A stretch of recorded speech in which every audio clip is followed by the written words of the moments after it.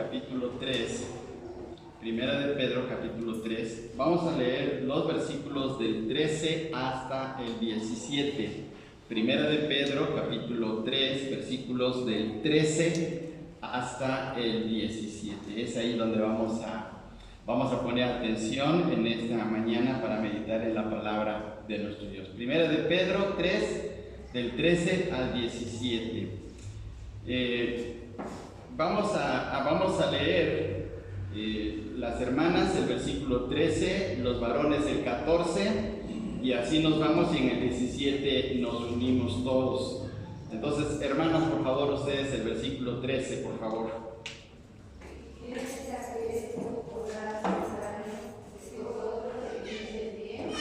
Mas también, si alguna cosa padecéis por causa de la justicia, bienaventurados sois. Por tanto, no os amedrentéis por temor de ellos, ni os conturbéis.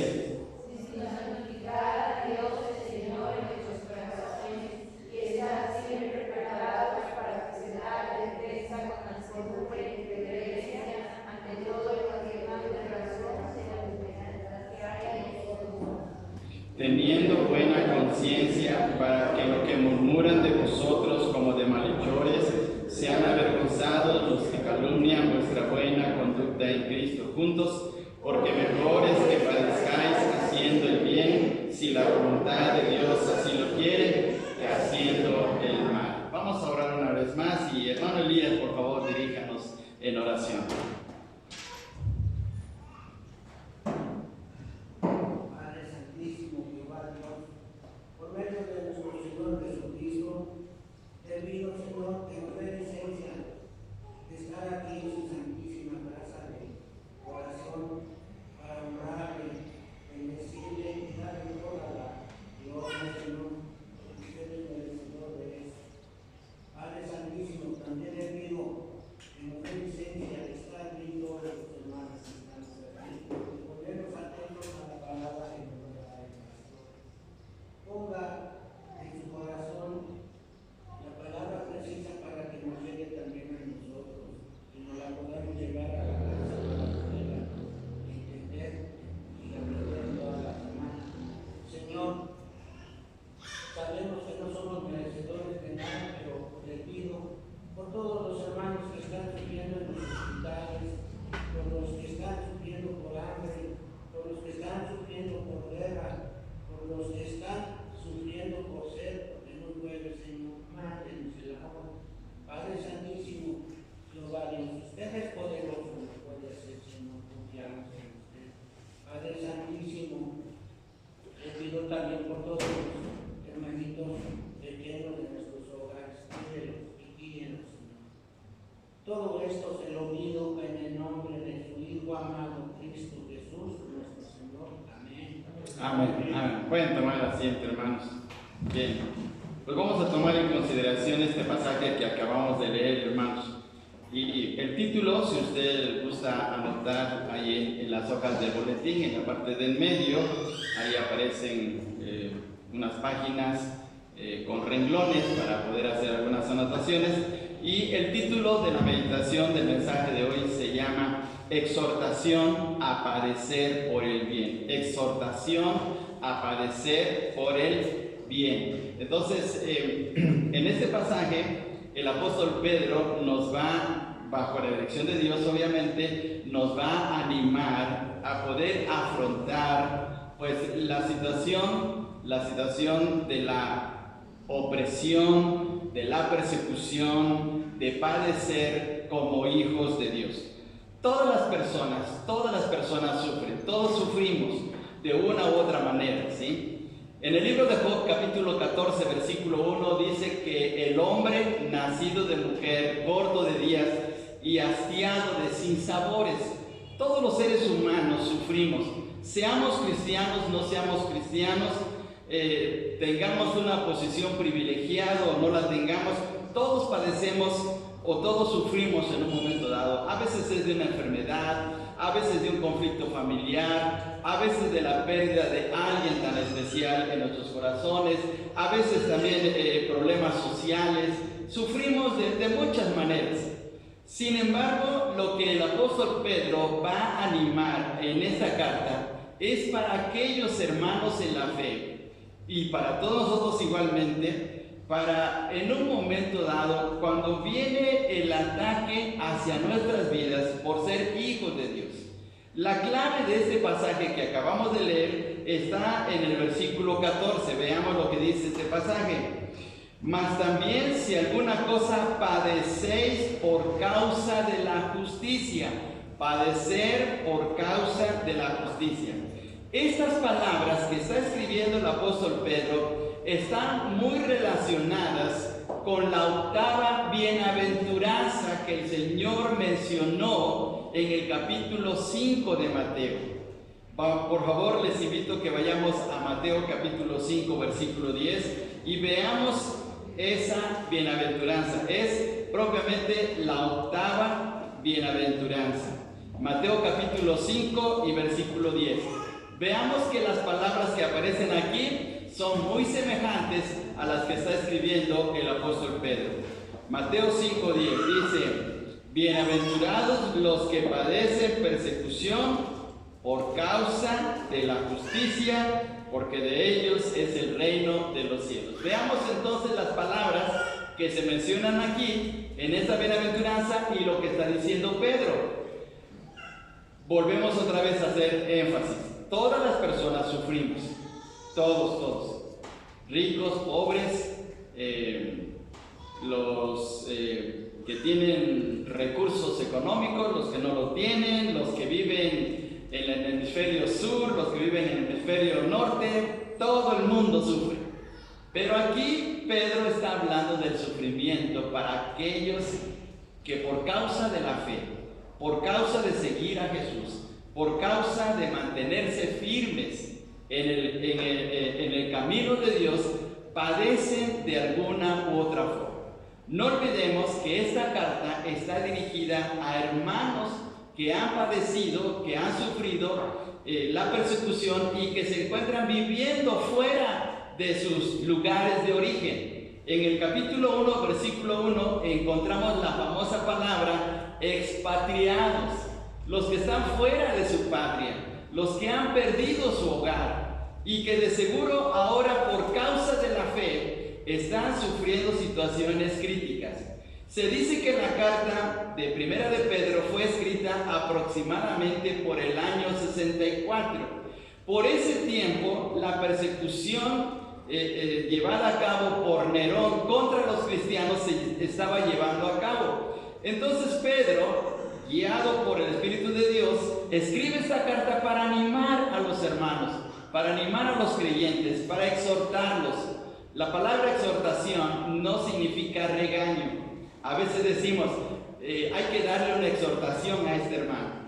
Y a veces pensamos que la palabra exhortación significa regañar, llamarle la atención. La palabra exhortación significa animar, levantar su espíritu, ayudarle a poder seguir en el camino de Dios. Entonces, el apóstol Pedro está exhortando, está animando a mantenerse firme. Ahora veamos este pasaje. Hay una pregunta retórica. Las preguntas retóricas son unos recursos literarios, unos recursos de lenguaje con la finalidad de hacernos reflexionar. Cada vez que se hace una pregunta retórica en la Biblia es con la finalidad de hacernos reflexionar. Y la pregunta del versículo 13 dice de la siguiente manera: ¿y quién es aquel que os podrá hacer daño si vosotros seguís el bien? Ahora, esta pregunta hay que entenderla porque uno podía pensar, bueno, si siempre hago el bien nunca me va a pasar nada, nunca voy a sufrir, nunca me va a suceder nada contrario, siempre voy a salir adelante. Pero estaríamos actuando de la misma manera como pensaron los amigos de Job.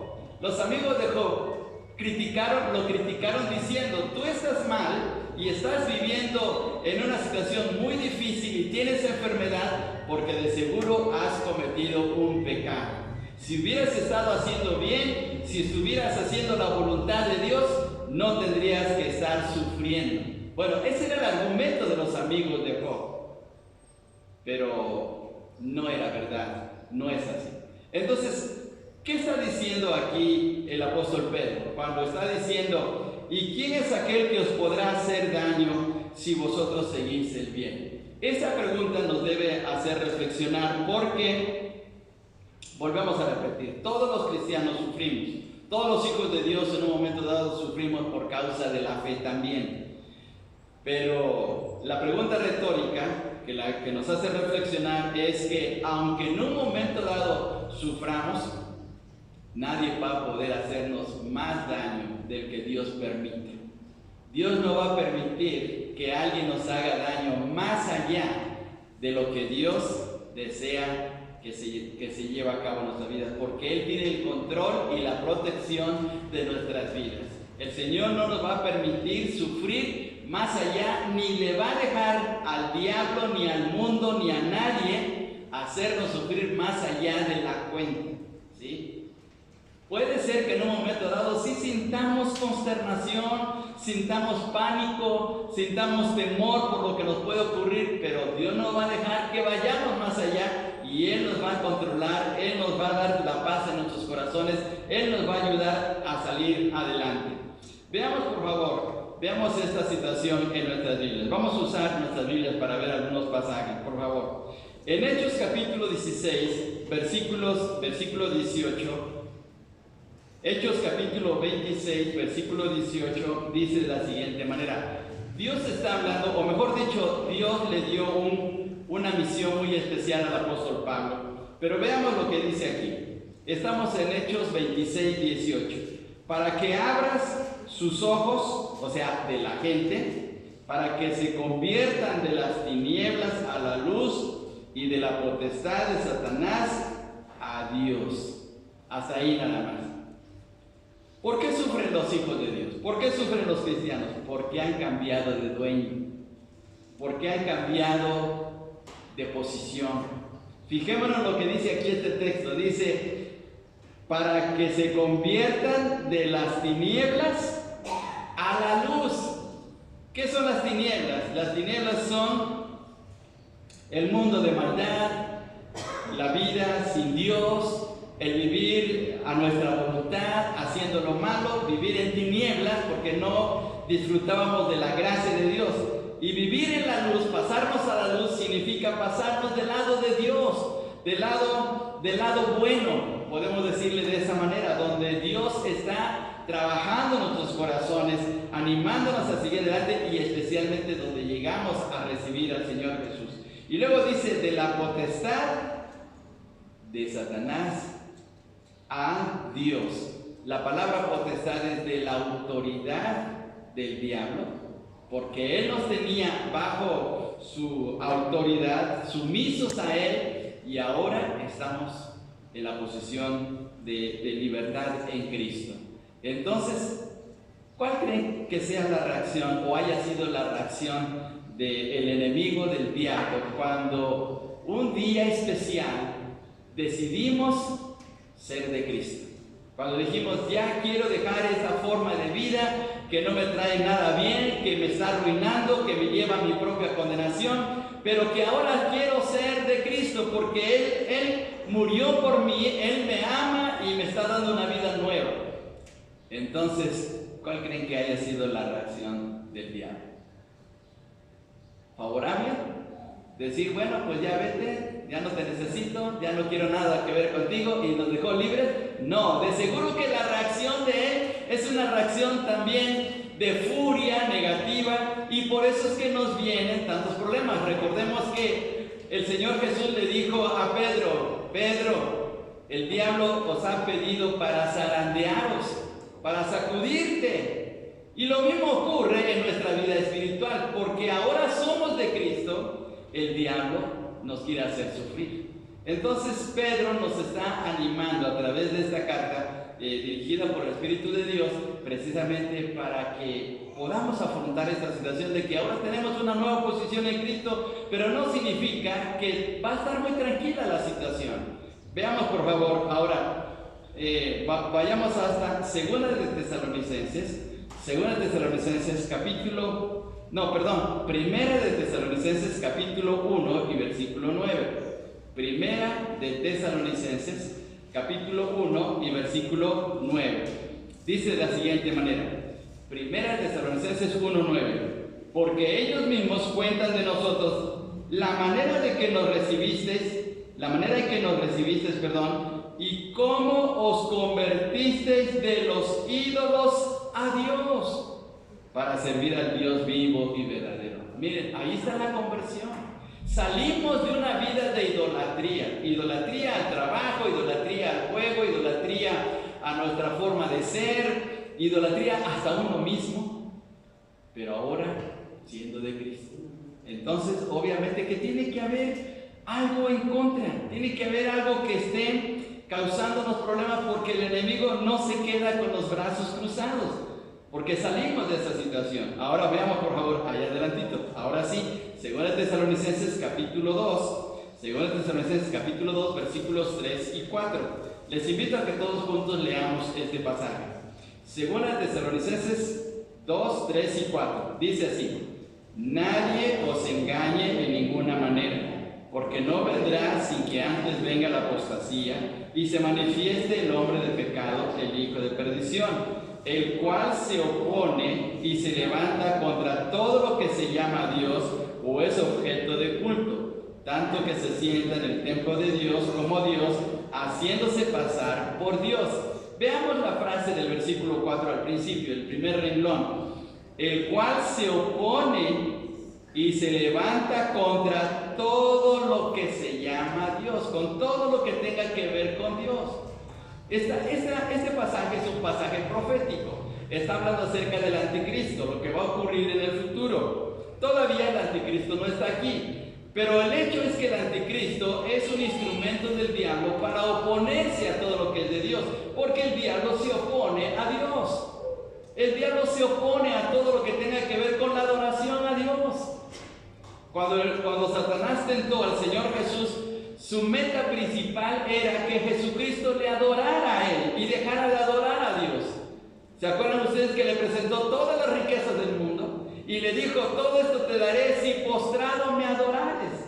El diablo quiere que le adoremos, y cuando no le adoramos a Él, claro que se pone furioso, claro que nos ataca, claro que nos hace la vida imposible. Entonces, de alguna manera u otra, el diablo siempre está buscando la forma de cómo atacarnos. La bendición para nosotros es que no va a ir más allá de lo que Dios le permite.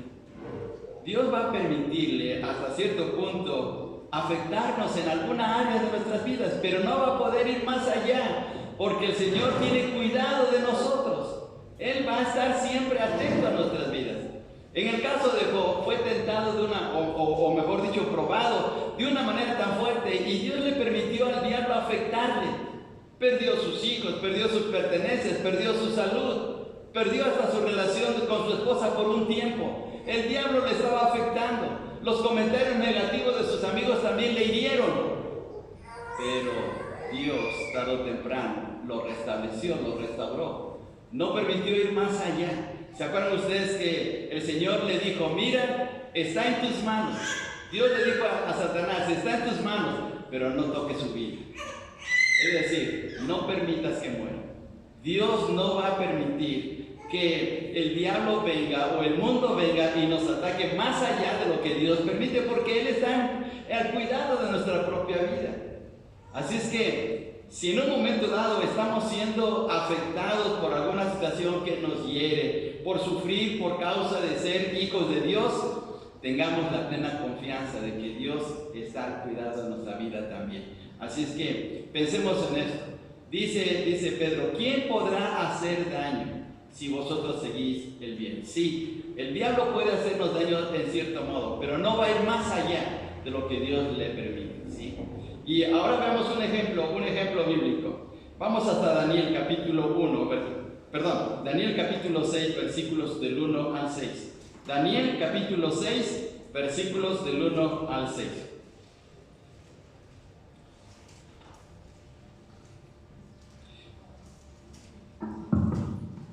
Daniel capítulo 6, versículos del 1 al 6. Ahora, antes de leer este pasaje,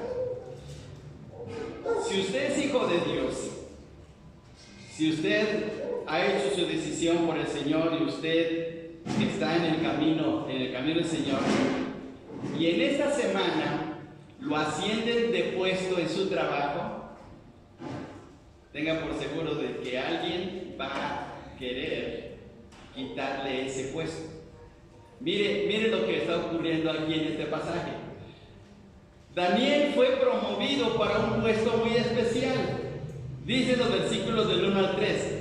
Pareció bien a Darío era el rey de Persia, constituir sobre el reino 120 sátrapas que gobernasen en todo el reino, y sobre ellos 3 gobernadores, de los cuales Daniel era uno, a quienes estos sátrapas diesen cuenta para que el rey no fuese perjudicado. Ahora veamos versículo 3. Pero Daniel mismo era superior a estos sátrapas y gobernadores, porque había en él un espíritu superior, y el rey, miren, ahí está la promoción, el rey pensó en ponerlo sobre todo el reino. Usted, como hijo de Dios, de seguro que va a tener la bendición de que el jefe de su trabajo, el gerente o el presidente de la empresa o el dueño, no sé, le va a promover. Le va a decir, ya quiero que dejes este puesto y te vengas a este puesto más elevado, más importante, porque yo sé que hay algo muy especial en ti. ¿Qué estaba viendo el rey en Daniel? Veamos por favor el versículo 3. Dice, porque había en él ¿un qué? Un espíritu superior. Había un buen testimonio en él. Había una vida que le impresionaba al rey Darío. Y dijo, este hombre es un hombre leal, es un hombre que yo necesito, lo voy a poner como el jefe de los gobernadores. Pero ¿qué ocurrió? Se quedaron muy contentos los 120 sátrapas, se quedaron muy contentos los otros 2 gobernadores, dijeron, ay, ¿qué se está creyendo Daniel?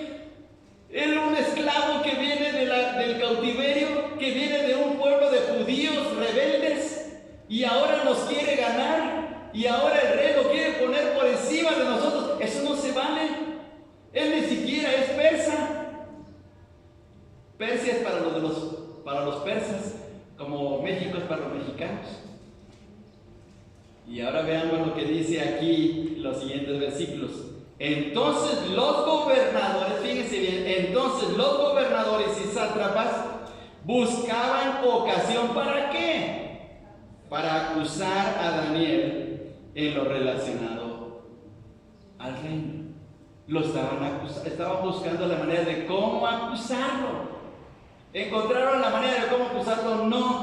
No, porque él era un hombre íntegro, era un hombre leal, era un hombre trabajador. Él no llegaba media hora después de la entrada a su trabajo, ni tampoco se iba antes. Él hacía su trabajo correctamente, siempre era un hombre muy fiel. Y miren lo que ocurrió. Nos vamos a saltar hasta el versículo 6, por favor. Versículo 6. A ver, lo leemos todos juntos. Entonces estos gobernadores y sátrapas se juntaron delante del rey y dijeron, perdón, pero me equivoqué. Versículo 5, es el versículo 5, es el anterior. Todos juntos. Entonces dijeron aquellos hombres, no hallaremos contra este Daniel ocasión alguna para acusarle, si no la hallamos contra él en relación con la ley de su Dios. Como no pudieron encontrar nada malo en él, dijeron, ahora vamos con lo que él cree, con su fe. Y es lo que va a suceder en nuestros trabajos, en la escuela, en la calle, aún en la misma familia. La gente va a decir, ¿eres cristiano? ¿Lees tu Biblia? ¿Y asistes a la iglesia el día domingo? Pues ahora vamos a ver si sí es cierto. Y de alguna manera van a atacarnos. Claro que Daniel salió bien librado, aunque tuvo que sufrir por un momento. Fue lanzado al foso de los leones, pero veamos el versículo 22, 6:22 de Daniel, lo leemos todos juntos. Mi Dios envió su ángel, el cual cerró la boca de los leones para que no me hiciesen daño, porque ante él fui hallado inocente, y aún delante de ti, oh rey, yo no he hecho nada malo. Entonces, ¿le hicieron daño los leones? No. Dice Pedro, ¿y quién podrá hacer daño si vosotros seguís el bien? Los leones no le hicieron daño, porque Dios cerró la boca de esos leones. Ahora, ¿esos leones estaban bien alimentados cuando cayó Daniel en el foso? No, los habían dejado varios días sin comer. ¿Para qué? Para que cuando cayera Daniel, inmediatamente lo devoraran. Pero no ocurrió, porque Dios intervino. Dios no va a permitir que seamos afectados, atormentados, lastimados, más allá de lo que Dios permite. Dios tiene un plan precioso. Y si en un momento dado hay algo que nos hace sufrir, que nos hace sentir mal, y especialmente cuando se ataca nuestra fe, pero Dios siempre va a estar al tanto de nuestras vidas. Ahora veamos, por favor, regresemos hasta 1 de Pedro. Existe aquí una bienaventuranza, la bienaventuranza que acabamos de leer en Mateo capítulo 5 y versículo 8. Dice Pedro, por favor veamos otra vez en el capítulo 3 y en el versículo 14, mas también si alguna cosa padecéis por causa de la justicia, bienaventurados sois. Lo que Pedro está haciendo es recordar y anotar lo de la bienaventuranza que había dicho el Señor Jesús. Hay felicidad, hay cierto gozo, hay un gozo interior por sufrir por Cristo. Ahora, claro que no es fácil, claro que a veces uno experimenta una sensación de molestia, hasta de coraje, porque dice, ¿por qué se están burlando de mi fe? ¿Por qué me están atacando en lo que yo creo? Pero si nos centramos, si nos concentramos, si nos ponemos en calma y reflexionamos bien, aquí hay una bienaventuranza. Dice Pedro, mas también si alguna cosa padecéis por causa de la justicia, bienaventurados sois. Ahora, ¿qué quiere decir Pedro cuando dice que por causa de la justicia? ¿Qué quiere decir esto? ¿Significa que vamos a salir al Zócalo y vamos a llevar ahí una pancarta diciendo queremos justicia a favor de los obreros, a favor de las personas que pues han sido secuestradas? ¿Habla acerca de ese tipo de justicia social? ¿Qué tipo de justicia está hablando? Está hablando acerca de que debemos oponernos al sistema de gobierno y seguir como lo hacían los revolucionarios, como Che Guevara. ¿Debemos ponernos en ese aspecto? No se trata de esa justicia. ¿Qué clase de justicia es? ¿Y de qué justicia está hablando el Señor Jesús? Porque Él fue el que lo dijo. Bienaventurados sois por cuanto, por causa de la justicia, sois perseguidos. ¿Qué clase de justicia es? Pues es la justicia de Dios. Por favor, les pido que vayamos hasta Romanos capítulo 1 y versículo 17. Romanos capítulo 1 y versículo 17. Veamos lo que dice aquí la Escritura. Romanos capítulo 1 y versículo 17. Lo leemos también todos juntos. Dice así, todos juntos.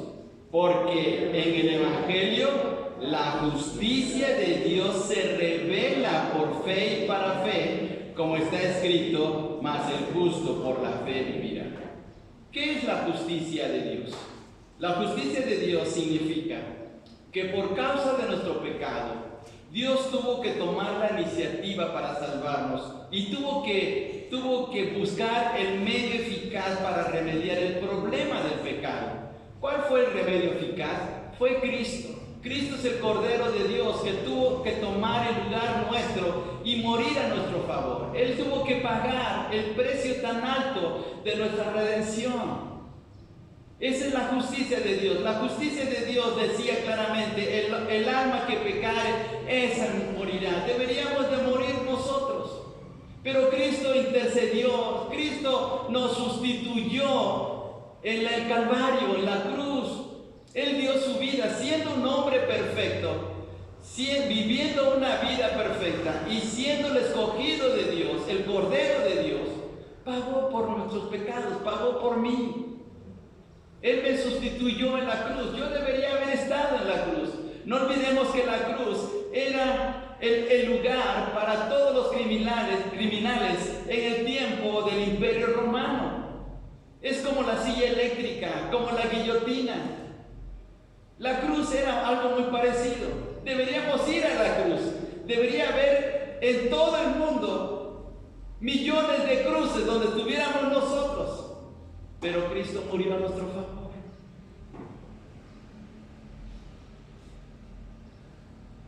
Un misionero fue a la India a principios del siglo XX y apenas estaban surgiendo los proyectores de cine que podían llevarse de un lugar a otro. Nosotros tenemos allá arriba un proyector porque en los inicios de la iglesia se pasaban películas aquí. Y ese misionero llevó un proyector a una comunidad de la India. Colocó una manta muy grande y pasó una película relacionada con la vida de Jesús. La gente llegó a ver la película, estaban muchas personas observando. Cuando la escena se presenta en la muerte de Jesús en la cruz, y la gente está observando asombrada cómo la gente está crucificando a Jesús. Y la historia dice que un hombre que estaba ahí en medio de esa multitud corrió hasta donde estaba la pantalla y observando a Jesús que estaba en la cruz, dice y empieza a gritar: Jesús, bájate de ahí, yo debo de estar ahí arriba, yo debo de estar en ese lugar. Y así debió ser. Pero no fue posible. Y no debió ser así porque nuestra muerte no lograría nada. Pero la muerte de Jesús sí. Él murió en la cruz porque el sacrificio de Él fue un sacrificio perfecto. Vivió una vida perfecta e hizo un sacrificio perfecto pagando por nuestro pecado, y la justicia de Dios se cumplió. Porque en base a la muerte de Jesús en la cruz es que Dios nos dice ahora nosotros que estamos justificados. Y la palabra justificados que aparece en la carta de los Romanos en el capítulo 5, versículo 1, es una palabra legal que hace que seamos inocentes. Por favor, veamos lo que dice Romanos 5.1. Romanos 5.1 dice de la siguiente manera. Romanos capítulo 5, versículo 1.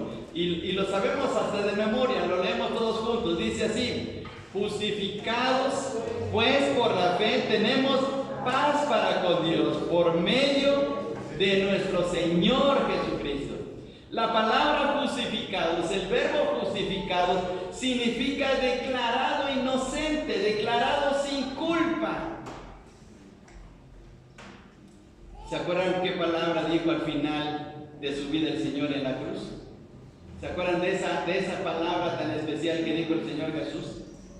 ¿Cuál fue la última palabra que dijo el Señor? Consumado es, consumado es. Y esa palabra consumado es significa que la obra fue terminada y el pago que el Señor Jesús hizo a nuestro favor quedó en ceros para nuestra vida. Miren qué cosa tan especial. Y esa es la justicia de Dios. Jesús pagó por nosotros. Entonces fuimos declarados, desde la cruz fuimos declarados justos, sin culpa alguna. Esa es la justicia. Ahora vivimos en un mundo injusto. El mundo es injusto. Constantemente se cometen injusticias por aquí y por allá. Pero la vida del cristiano, del Hijo de Dios, tiene que vivir precisamente bajo la justicia de Dios. Ya ha sido declarado justo, ahora vive precisamente de esa manera, como un hombre libre, sin culpa alguna, en una relación correcta con Dios, haciendo su voluntad. Pero como el mundo es injusto, y como el mundo está bajo el dominio del diablo, pues todo el ataque es para el Hijo de Dios. Por favor, les invito a que vayamos hasta 1 de Juan, capítulo 5. En 1 de Juan, capítulo 5, y veamos lo que dice el versículo 19. Primera de Juan 5, 19.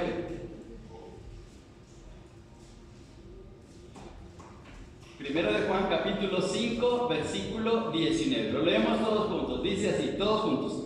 Sabemos que somos de Dios y el mundo entero está bajo el maligno. La palabra bajo significa que está sometido, bajo la autoridad, bajo el dominio del diablo. El mundo entero está bajo el diablo, es decir, bajo el dominio del diablo. Entonces, ¿qué ocurre contra los hijos de Dios? Pues viene el ataque. Obviamente que el mundo no se queda con los brazos cruzados, ni tampoco el diablo, y vienen los ataques por causa de nuestra fe. ¿Dónde comienzan los ataques en la vida de un cristiano? Pues en la misma casa. Jesús dice que los de nuestra misma casa van a empezar a estar en contra nuestra. El Señor Jesús en Mateo capítulo 10, y no busquen el pasaje, se los leo. Mateo capítulo 10, versículo 21 dice: y el hermano entregará la muerte al hermano y el padre al hijo, y los hijos se levantarán contra los padres y los harán morir. Y seréis aborrecidos de todos por causa de mi nombre.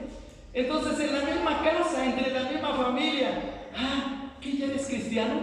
Es un cristianito, es un aleluya, y empiezan a decir así, empiezan a atacarnos, porque el mundo está bajo el maligno. Entonces, ¿qué significa que ser perseguidos o padecer por causa de la justicia? Significa simplemente padecer como hijos de Dios, porque seguimos el camino de Dios. Y al seguir a Cristo, el mundo no nos acepta, el mundo no está tan de acuerdo, porque se convierte nuestra vida en un dedo acusador contra su forma de vivir, porque no seguimos la forma de vida del mundo, y entonces esto es un serio problema para la gente, empezando con la familia, y luego nuestros amigos, y luego también la gente que nos rodea en el trabajo, etcétera. Ahí empiezan a afectarnos. Ahora, ¿cuál debe ser nuestra reacción? Nuestra reacción debe ser como Jacobo y Juan: Señor, que caiga fuego del cielo y los consuma todos. Así, ¿verdad, hermanos? Así debemos decir. Porque, pues muchos quisiéramos eso, ¿verdad?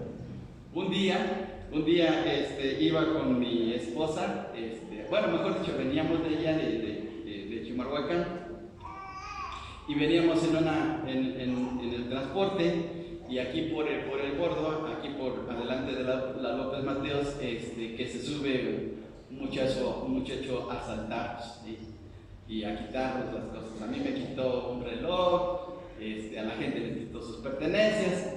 Y no, hermanos, yo en ese momento quería convertirme en Rambo, ¿sí? Que quería ser Rambo para, pues, ponerlo quieto, ¿sí? Pero ¿qué es lo mejor? ¿Qué es lo mejor? Vamos a ver lo que dice Pedro, por favor. Vamos a la primera carta de Pedro, capítulo 3. Capítulo 3. Y ahora vemos los versículos 15 y 16. 15 y 16. ¿Cuál debe ser nuestra reacción? Dice el versículo 15 y 16: sino santificad a Dios el Señor en vuestros corazones, y estad siempre preparados para presentar defensa con mansedumbre, y reverencia ante todo aquel que os demande razón de la esperanza que hay en vosotros, teniendo buena conciencia, para que en lo que murmuran de vosotros como de malhechores sean avergonzados los que calumnian vuestra buena conducta en Cristo. Entonces, ¿cuál debe ser nuestra reacción? Tener un buen testimonio, tener una buena conducta, no reaccionar de la manera intempestiva, no agresiva. Dice aquí el texto, en el versículo 15, presentando nuestra defensa con mansedumbre, ¿sí? Porque llega un momento en que sí, nos da coraje, sentimos que nuestra sangre se pone muy caliente, nos pasa lo ahora del volcán que está queriendo hacer erupción, o está haciendo erupción, pues nos pasa así también, queremos hacer erupción nosotros, y decir, me las va a pagar, ¿sí? Me voy a vengar, voy a hacer esto, pero caíamos en el mismo juego de ellos. Martin Luther King dijo que la violencia no se combate con la violencia. Entonces debemos de actuar de la manera como Cristo actuó. Unos versículos anteriores, el Señor Jesús, mejor dicho, el apóstol Pedro nos muestra cómo reaccionó el Señor Jesús. Vayamos al capítulo 2 y por favor veamos en el versículo 24. 2:24, aquí mismo de la primera carta de Pedro.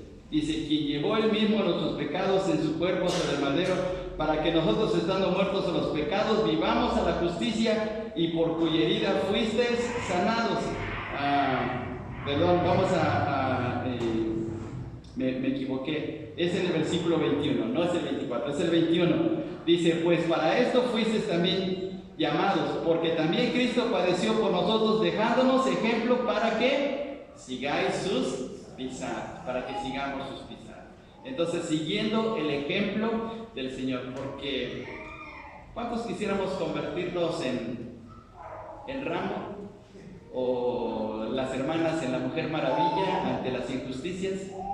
Pero no es la manera de reaccionar, sino en la forma como Cristo lo hizo, porque de esa manera dejaremos un impacto en la gente. Y termina el apóstol Pedro, aquí en la primera carta, en el capítulo 3, versículo 17, dice, porque mejor es que padezcáis haciendo el bien, si la voluntad de Dios así lo quiere, que haciendo el mal. ¿Le fue bien a Daniel en el foso de los leones? Sí. ¿Puede mencionar a alguien más que sufrió y sin embargo reaccionó positivamente y Dios lo bendijo? ¿Puede recordar a alguien más? ¿Quién fue? ¿En quién piensa usted? Cuando alguien sufrió injusticias, sufrió calamidades, sufrió de la gente, pero reaccionó positivamente y Dios lo bendijo. Por ejemplo, en el caso de Job, o José, el hijo de Jacob, ¿sí? También sufrió, y sufrió desde sus propios hermanos, pero cuando él llegó a ser el segundo del faraón, que le dijo, pues ahora me las van a pagar, y ahora me voy a vengar, y ahora van a sentir lo que es bueno. No, él reaccionó de una manera positiva. Pues de la misma manera tenemos que reaccionar así nosotros. Vuelvo a repetir la frase de Martin Luther King: la violencia no se combate con la violencia. ¿Sí? A veces la gente lo quiere hacer así, pero no es el caso del Hijo de Dios. Debemos reaccionar de una manera totalmente diferente y Dios se va a encargar. Romanos capítulo 12 dice el Señor, mía es la venganza, ¿sí? Yo pagaré. Y termina Romanos capítulo 12, dice, no seas vencido de lo malo, sino vence con el bien el mal. Vence con el bien el mal. Entonces, reaccionemos de la manera positiva y Dios va a actuar a nuestro favor. Dios es grande, ¿sí? Dios no nos va a desproteger. Cuando estamos sufriendo y sufrimos por causa de su nombre, Dios nos bendice y Dios hace cosas de veras maravillosas. No hagamos justicia con nuestra propia mano. Dios se va a encargar y Dios va a hacer cosas grandes a nuestro favor. Y a veces es difícil esto, pero si nos ponemos en las manos del Señor, Él hace grandes cosas en nuestro corazón. Oremos. Padre, muchas gracias por tu palabra, gracias porque eres bueno, gracias por la enseñanza de tu palabra. Ayúdanos a actuar y a vivir como hizo nuestro Señor Jesucristo, como lo vivió Él, para que de esta manera demos testimonio de ser hijos tuyos. Gracias por tu palabra. En el bendito nombre de Jesús. Amén. Que el Señor les bendiga.